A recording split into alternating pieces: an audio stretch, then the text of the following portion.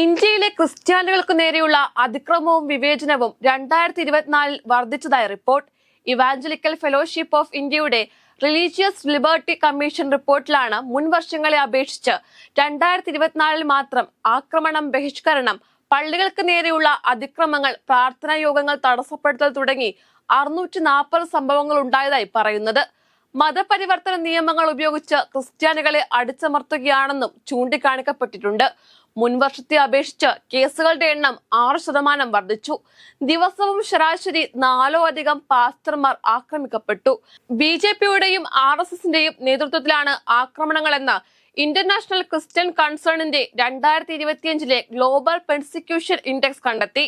ജനസംഖ്യയുടെ 2.3% മാത്രം വരുന്ന ക്രൈസ്തവ ന്യൂനപക്ഷങ്ങൾ രാജ്യത്ത് വലിയ തോതിൽ വിവേചനം നേരിടുന്നതായും റിപ്പോർട്ടിൽ പറയുന്നു.